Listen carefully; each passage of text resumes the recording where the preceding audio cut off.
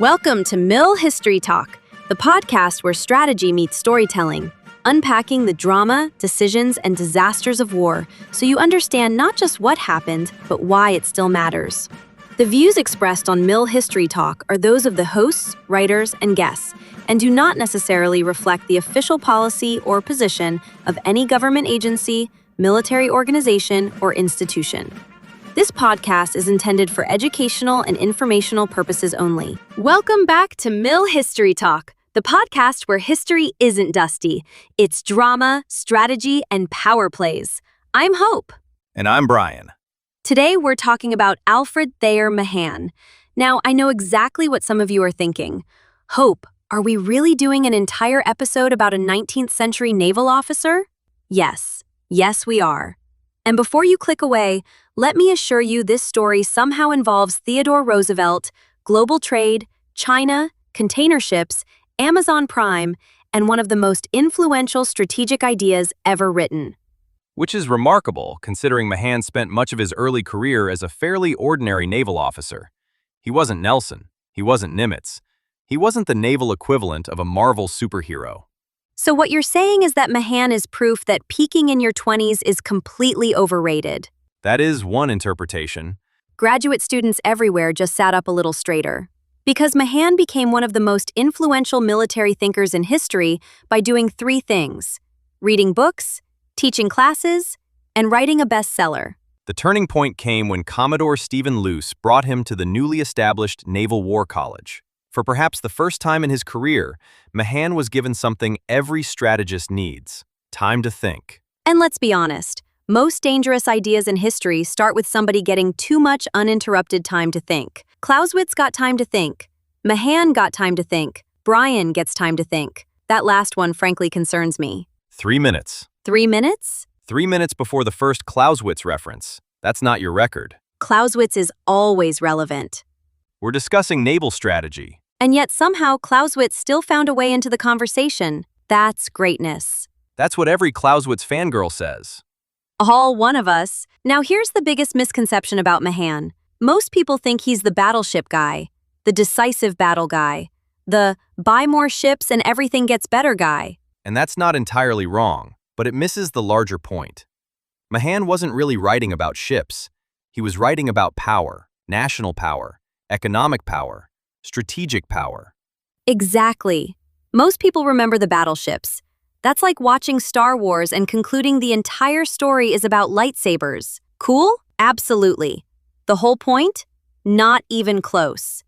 Mahan's argument was that commerce creates wealth. Wealth supports fleets. Fleets protect commerce. And protected commerce creates more wealth. In other words, no money, no navy. Which sounds obvious until you realize governments have spent centuries periodically forgetting it. History does provide many examples. It's like somebody deciding they're going to become an NFL quarterback by purchasing shoulder pads. The shoulder pads are not the plan, they're equipment. Mahan was interested in the entire system: the economy, trade, infrastructure, industry. The fleet was only one part of the equation. Which is why Mahan remains relevant today. His true subject was not naval tactics. It was how nations convert economic strength into strategic influence. And that's where things get interesting. Because suddenly, this 19th century naval officer starts sounding surprisingly modern. Mahan would look at Amazon, global shipping networks, semiconductor supply chains, and the Taiwan Strait, and immediately understand why they matter. TikTok? Probably not. Container ships? Instantly. One of the most important parts of Mahan's theory was his concept of sea power. And sea power meant something much larger than naval strength. It included commerce, industry, merchant shipping, overseas markets, infrastructure, and the political institutions necessary to support all of them. Which means Mahan was basically explaining the entire operating system, not just the app. That's actually a useful comparison. Mark the calendar. Brian approved another analogy. Don't get used to it. Now, Mahan also identified 6 factors that influence maritime power. And honestly, this sounds suspiciously like a BuzzFeed quiz. What kind of sea power are you? It was somewhat more sophisticated than that. There goes my content strategy. The 6 factors were geography, physical infrastructure, territory, population, national character, and government. Taken together, they explain why some states are naturally positioned to become maritime powers while others struggle. Britain basically started the game of civilization with premium DLC already installed, island nation, excellent ports, access to major trade routes. Meanwhile, France was trying to manage every problem in Europe simultaneously. It's like being trapped in 17 different group chats. Geography does matter. The most understated statement of the episode. Geography influences opportunity. Infrastructure determines capacity. Population provides manpower. Government shapes policy. The broader lesson is that military power emerges from systems, not individual weapons. Which is a lesson people seem determined to relearn every generation. Buying expensive military equipment doesn't automatically make you a great power. That's like buying a Formula One car and assuming you're Max Verstappen. A comparison that will upset Formula One fans for entirely different reasons. History is about making everyone slightly uncomfortable. And now we arrive at Theodore Roosevelt, which is where the story's energy level increases dramatically. Roosevelt is often portrayed as Mahan's disciple. The reality is more complicated. Roosevelt already believed in naval power before reading Mahan. Exactly. Roosevelt was already the kid who showed up to class having done all the reading. Mahan just handed him a better textbook. Mahan provided a framework. Roosevelt provided political energy. And what energy it was.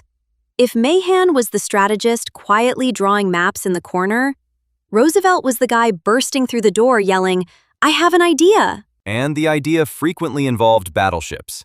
Or charging up hills, or building canals, or hunting something, or doing all 4 before lunch. That may be closer to reality than many listeners realize. This is one of my favorite parts of the story, because it demonstrates how ideas actually influence history. Books don't change the world. People do. Ideas need champions. Ideas need advocates. Ideas need somebody willing to turn theory into policy. And Roosevelt did exactly that. The modernization of the Navy, the Spanish-American War, the Panama Canal, the Great White Fleet. Each reflected themes that Mahan had emphasized. Think of Mahan as the architect. Roosevelt was the developer. That comparison works. I'm on a streak. Now we arrive at one of the funniest parts of military history. People reading a book and learning the wrong lesson. Germany provides a good example.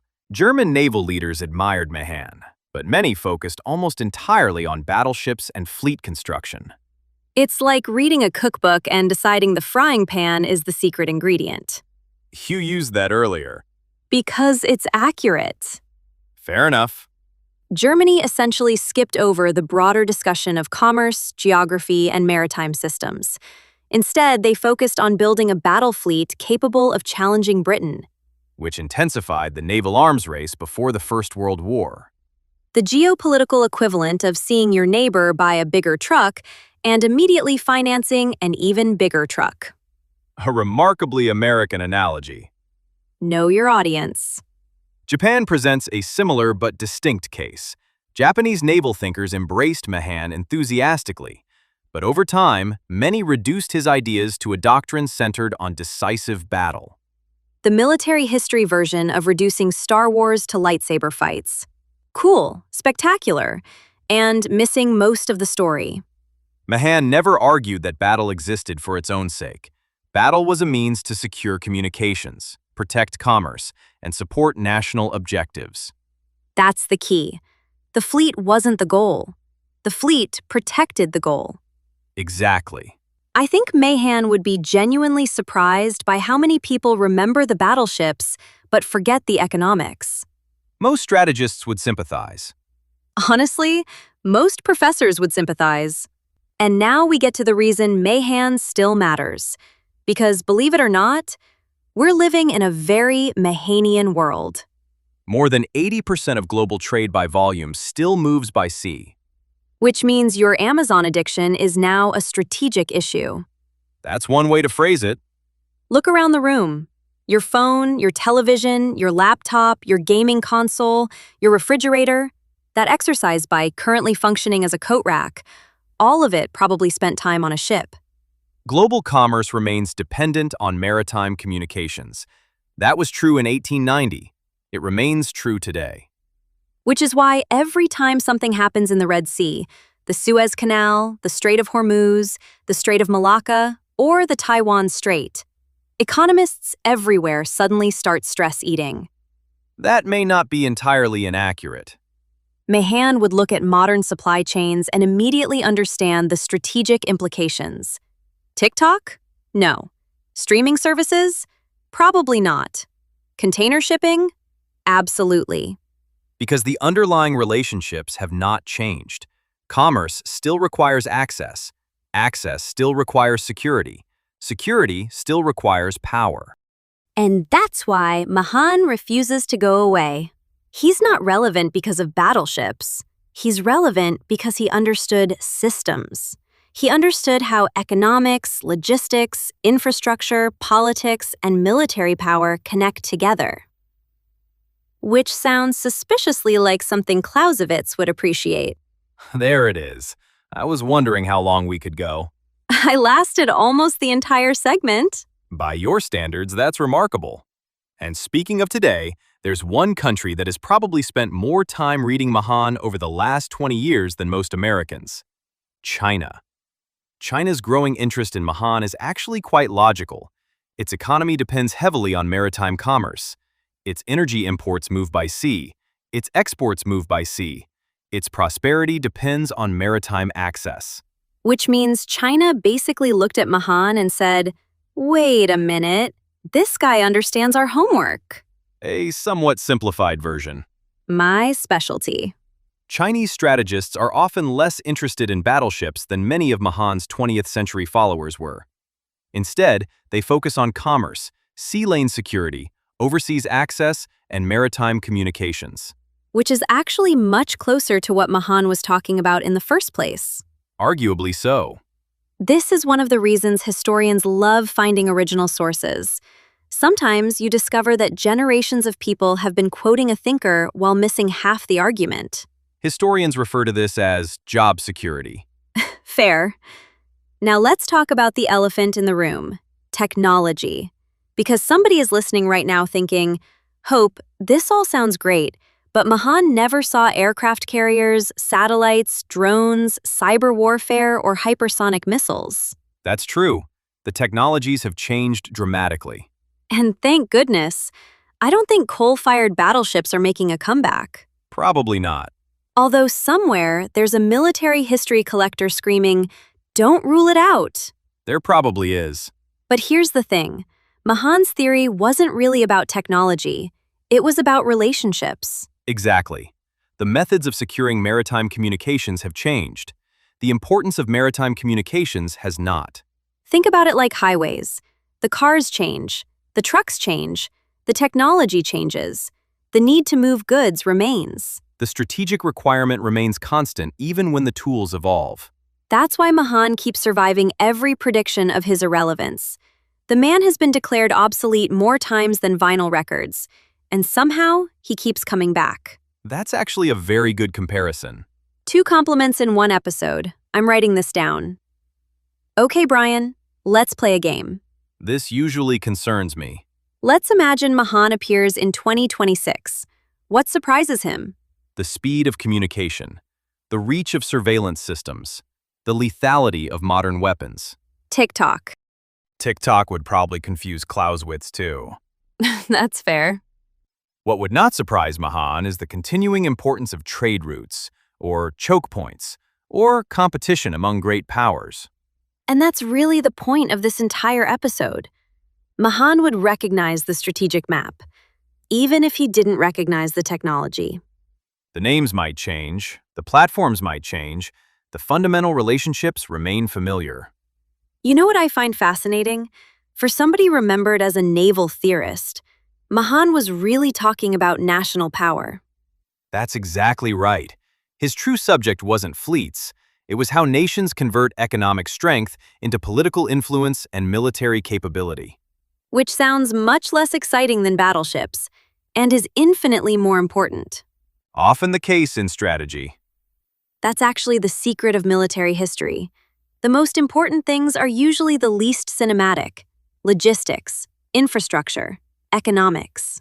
I feel seen. You absolutely should. Wars are often decided by systems long before they're decided by battles.